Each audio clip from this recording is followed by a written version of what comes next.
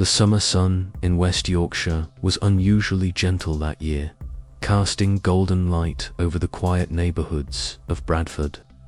For most people, life went on with ordinary rhythms: children riding bikes on cracked pavements, families gathering for afternoon tea, the hum of daily prayers drifting from modest mosques that dotted the community.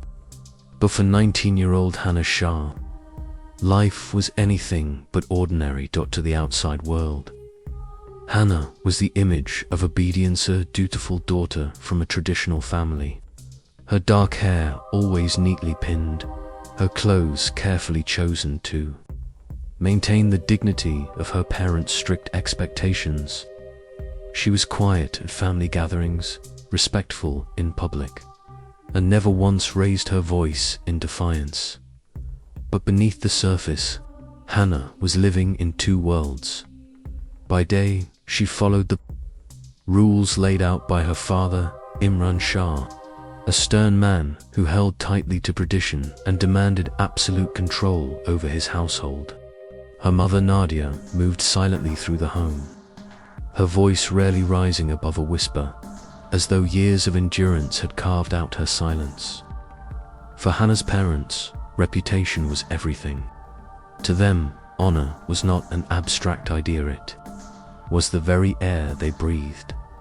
But at night, when the house grew quiet and the strict gaze of her parents no longer burned against her back, Hannah reached for her phone.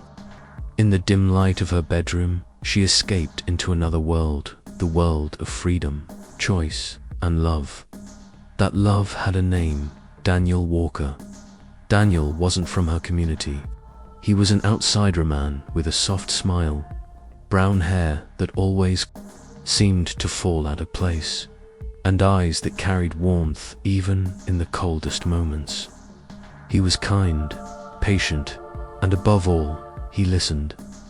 In him, Hannah found not just romance, but safety. Their relationship grew in whispers, in late-night conversations, and secret meetings hidden from the prying eyes of those who would never understand. Hannah knew the danger of what she was doing. For her family, love wasn't something one stumbled into. It was an arrangement, a decision made by elders, guided by tradition and family ties. Falling for someone outside of that framework wasn't just frowned upon, it was considered betrayal. But to Hannah, Daniel was worth the risk. He represented a life where she could breathe freely, where choices were hers, where the weight of honor didn't hang like a chain around her neck. But chains, even invisible ones, are hard to break. Her father had begun to notice the changes. Hannah was smiling more when she thought no one was watching. Her phone was clutched close to her chest, as though it carried secrets she couldn't dare let slip. Imran wasn't a man who ignored signs. His suspicions grew like shadows in the corners of the house, creeping silently, waiting for the right moment to reveal themselves. One evening, as Hannah sat scrolling through her messages with Daniel, her father's voice thundered from the hallway. "Hannah." She nearly dropped the phone, her heart pounding so hard she thought it might burst through her ribs. Quickly, she shoved the phone under her pillow and stood, smoothing her clothes as if she could also smooth the panic from her face. Her father entered, his eyes narrowing, scanning her as though he could see right through her skin. "What were you doing?" he demanded. "Just reading," she whispered, her voice soft, almost breaking. But Imran's eyes lingered on her for a long time, too long. Then he turned and left without another word. Hannah exhaled shakily. She had learned to live with fear. Was a constant shadow in her house, but something in her father's silence that night chilled her more than his anger ever could. It was the silence of a man who was waiting, watching, planning. For the next few weeks, Hannah grew more careful. Meetings with Daniel became rarer, shorter, and filled with urgency. They both knew something was changing. One night, As they sat together in his car, parked under the cover of an old oak tree, Daniel turned to her, his face heavy with concern. "Come with me," he said, his voice almost pleading. "Leave this." The days following that tense summer night seemed deceptively calm. Hannah went about her routines as if nothing had changed. She smiled at her mother when serving tea, attended family dinners without complaint, and kept her phone hidden more carefully than ever before. On the surface, she looked like the perfect daughter again, but under her skin, the fear pulsed like a second heartbeat. Her father had grown quieter. He no longer asked direct questions, no longer barked suspicions at her, but that silence weighed more heavily than his anger. Hannah knew what that meant. He was thinking, calculating. He wasn't a man to act in haste. He was the kind of man who waited until the trap was perfectly set before he snapped it shut. It came one morning at breakfast, as her mother laid out the table. Her father looked up from his tea, his tone steady, almost casual. "Hannah," he said, "we are going back to Pakistan for a few weeks. Your uncle is unwell. The family must visit." Hannah froze. Her spoon clattered against her plate, the sound louder than it should have been. Pakistan. She hadn't been there in years. She remembered the dusty streets, the heat that clung to her skin, the watchful eyes of relatives she barely knew but who judged every move she made. And she remembered the stories, girls like her being taken back and married off, against their will, with no way back. Her throat went dry. "Do I have to go?" she asked softly, her voice breaking the air like a fragile glass. Her father's eyes narrowed, just slightly, enough to remind her that refusal wasn't an option. "You are part of this family," he replied. "Of course. You will go." That night, Hannah called Daniel, her voice trembling. "They're taking me back," she whispered. "I don't think it's just for family. I think they want to marry me off." Daniel's voice tightened with panic. "No, you can't let them. Don't go, Hannah. You know what this means. Stay here. We can fight this together. I'll help you." Hannah closed her eyes. The thought of defying her father openly, of refusing to board that plane, was terrifying. She could already imagine the anger, the violence, the consequences. And yet, she felt the pull of Daniel's words, the promise of freedom, of safety. But fear was stronger. And so, a week later, she packed her suitcase. The journey was long, the hours stretching endlessly as the plane crossed oceans and continents. Hannah sat by the window, staring at the night sky, her reflection ghost-like against the glass. She wondered if she'd ever see home again. She wondered if Daniel would still be waiting for her. When they landed, the air in Islamabad felt heavier. Then she remembered. The heat pressed down on her, the noise of the bustling airport overwhelming. Relatives greeted them with warm embraces and rehearsed smiles. But behind those gestures lay something else, something Hannah could feel in the way their eyes lingered on her, as if she were already part of some unspoken plan. Days turned into weeks. Hannah's father insisted she spend time with extended family, visit relatives, attend gatherings. Every outing, every meeting felt orchestrated, and slowly it became clear what the real purpose of this trip was. One evening, as the women of the family sat together in the courtyard, the conversation turned toward marriage. A cousin leaned closer, her voice dripping with both curiosity and warning. "They say your father has found someone for you. A man from the village, respectable, with good land. You'll be married soon, won't you?" Hannah's stomach twisted. The night Hannah slipped out felt like stolen time. Her breaths came sharp and uneven as she hurried down the dirt road, clutching the strap of her bag so tightly her knuckles turned white. The village stretched in silence around her houses, pressed together in shadows, their windows like watchful eyes. Every step was heavy with fear, yet her mind kept whispering the same desperate plea: just keep moving. She had managed to get halfway to the bus stand before she heard the voices. Male voices, carried low but sharp through the warm night air. She froze, her heart hammering in her chest. The voices grew louder. She ducked behind a stack of bricks near a half-built wall, her body pressed tightly against the rough surface. Two men passed by, laughing softly, cigarettes glowing between their fingers. She held her breath until their footsteps faded, her body trembling as she pushed herself back onto the road. Her freedom depended on luck now, and luck had never felt so fragile. By the time she reached the small bus station, her nerves were frayed. A single dim light bulb swung lazily above the shelter, casting strange shadows across the cracked pavement. A bus idled nearby, its engine rumbling low, and Hannah felt both hope and dread at the sight of it.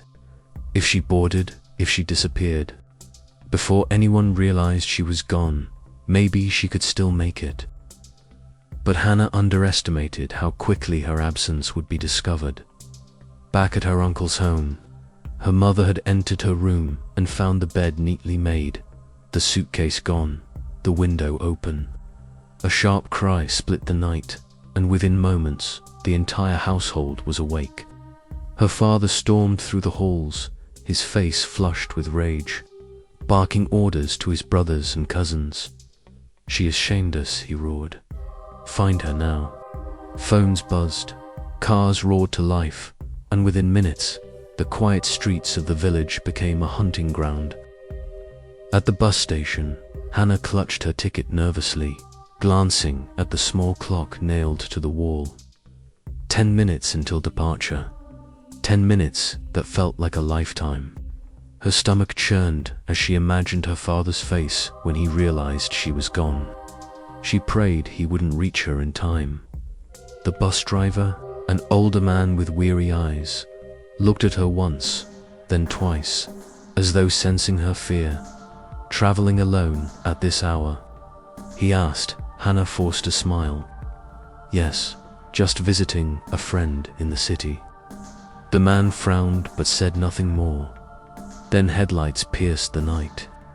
A convoy of cars screeched to a halt just beyond the station, their beams slicing across the dirt like knives. Hannah's heart sank. She ducked behind the bench, her pulse thundering in her ears. She didn't need to see their faces to know they had found her. Her father's voice cut through the air like a blade. "Hannah." The sound froze her blood. The driver stepped back instinctively, the passengers inside the bus shifting uneasily as a group of men stormed forward. Hannah made one last desperate attempt. She bolted, running toward the bus steps, her hands reaching out, fingertips brushing against the cold metal handle. But her father's hand seized her arm, yanking her back so violently she almost fell.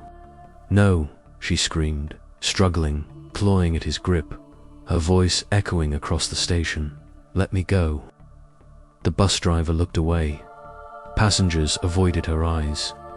No one moved to help.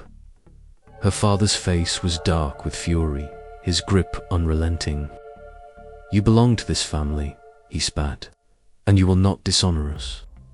Dragged back toward the waiting cars, Hannah's body shook with sobs, her voice breaking into desperate pleas.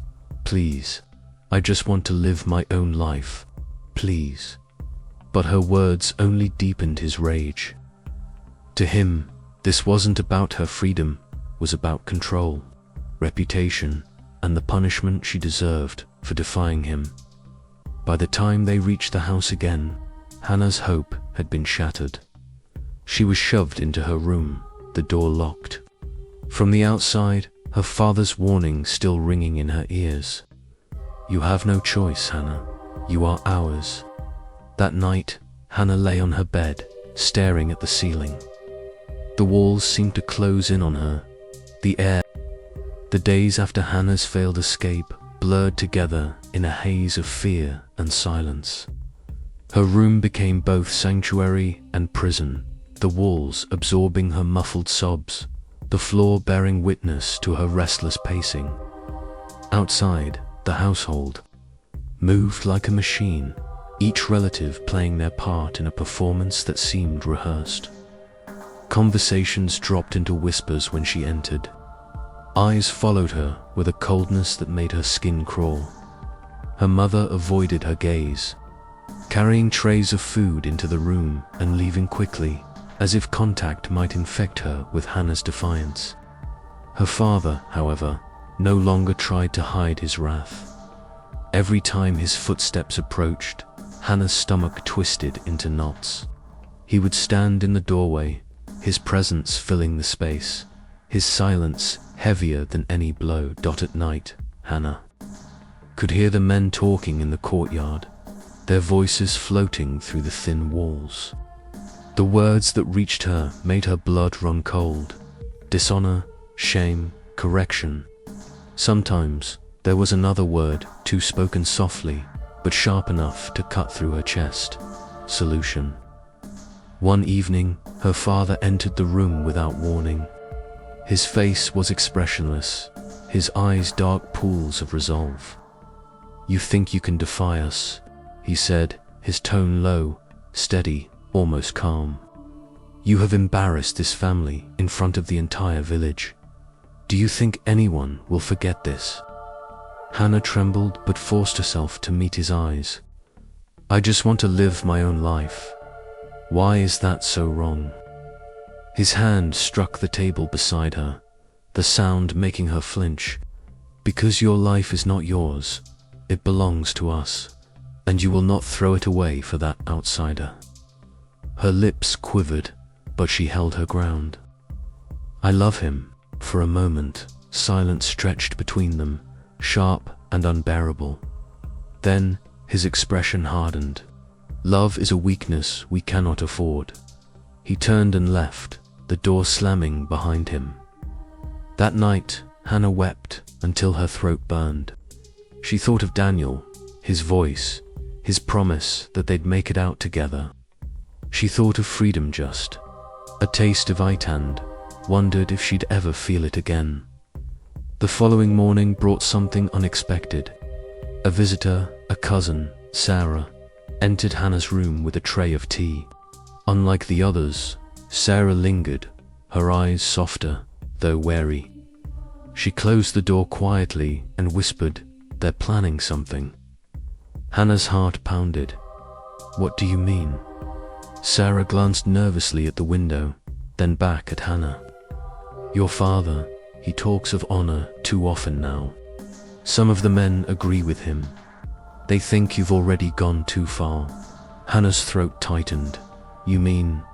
Sarah didn't answer directly. Her silence said everything. Hannah's body shook with terror, her voice barely audible. "Please, help me. Tell Daniel, tell anyone." But Sarah's face twisted in conflict. "If they find out I spoke to you, they'll turn on me too." She set the tray down, her hands trembling. "I can't risk it." And just like that, she was gone. That evening, Hannah's father summoned her to the living room. The entire family was gathered, their faces stern, eyes sharp as knives. Her father spoke with the authority of a judge delivering a sentence. "You will marry the man we choose," he declared. "There will be no more arguments, no more disobedience." The name of the man was spoken, a distant cousin, older, wealthy, well-connected. A man Hannah had met once before, whose eyes had lingered on her in a way that made her skin crawl. Hannah's voice cracked. "I will not marry him." The air in the room shifted, tense and dangerous. Her uncle rose, his voice harsh. "You will obey, or you will face the consequence." The air inside the house had changed. It was thicker now, suffocating, charged with an energy Hannah could feel but not name. Every glance her relatives cast toward her seemed heavier, final, as though they knew something she didn't. Even the walls felt different, like they weren't just keeping her in, but waiting for the inevitable. On the evening of her supposed engagement announcement, Hannah was told to prepare herself. A dress was laid out for her, bright and festive, completely at odds with the dread pooling in her stomach.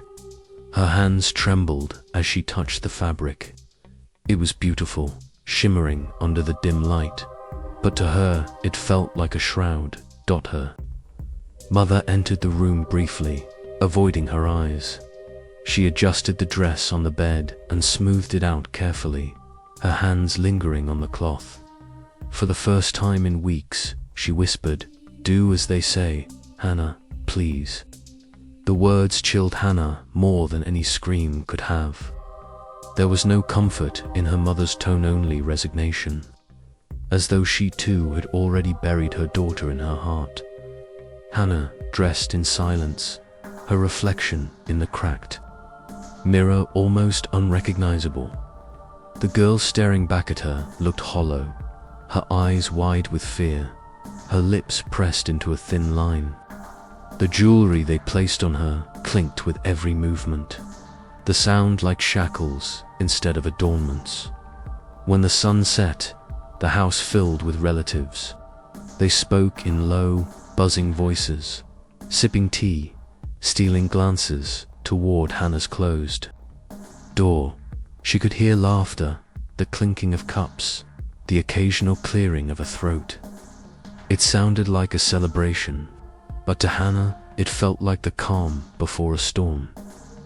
At last her father entered. He motioned for her to follow, his expression unreadable. Hannah rose on unsteady legs, her body heavy with dread, and walked behind him into the main room. Dozens of eyes turned toward her at once.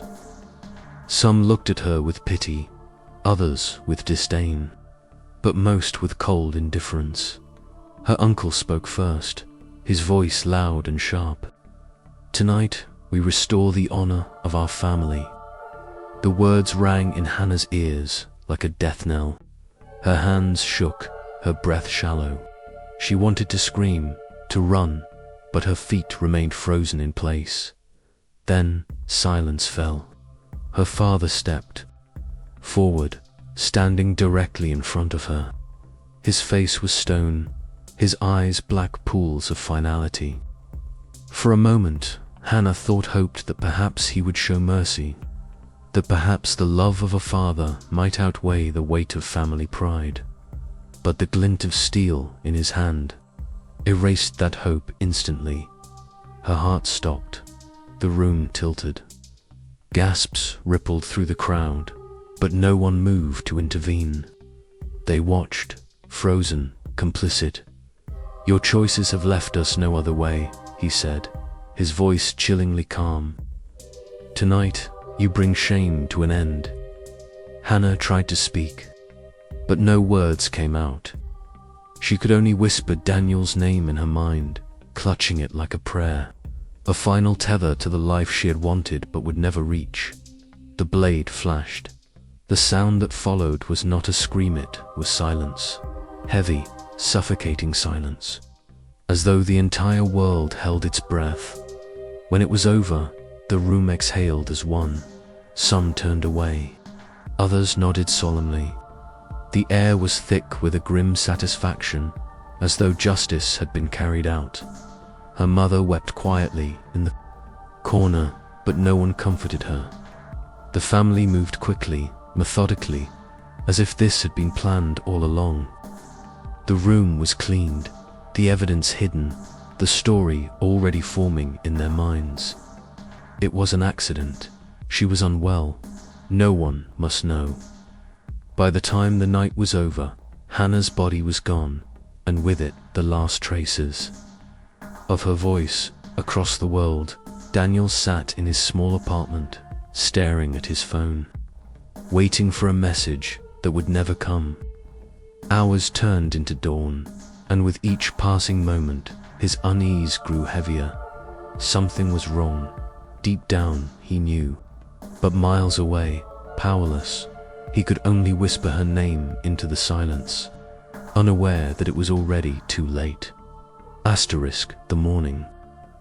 After Hannah's death, the house was disturbingly quiet. It was as if nothing had happened. The walls no longer echoed with whispers or tension. Instead, they held a silence so deep it felt suffocating. Her bed was neatly made, her belongings carefully tucked away, her presence erased overnight. The relatives who had gathered began to disperse, their faces grim but strangely calm, carrying with them a secret they would never admit aloud. They spoke of family honor, of obligations, of tradition, but not one of them spoke her name. To them, Hannah had become a stain wiped clean, a memory that could no longer shame them. Her mother sat alone, her hands shaking, her eyes red and hollow. She wept quietly into her scarf, her sobs muffled so no one could hear. She had not lifted a finger to stop what happened, and yet the guilt consumed her whole. In her silence, she had buried her daughter as surely as the blade had. The official story was crafted swiftly. Neighbors were told she had been unwell. Distant relatives were told it was sudden, unexpected. Words like illness and accident were whispered, carefully rehearsed, repeated with conviction. Within hours, the truth was buried as deeply as Hannah's body. But secrets do not stay buried forever. Back in London, Daniel sensed the darkness before it was confirmed. Days passed with no word from Hannah, her phone unreachable. The cheerful texts, the late-night calls, the dreams they had shared all cut off, as though someone had ripped out a part of his soul. Then, the news came. Not directly, but through hushed voices and scattered reports. Hannah was gone.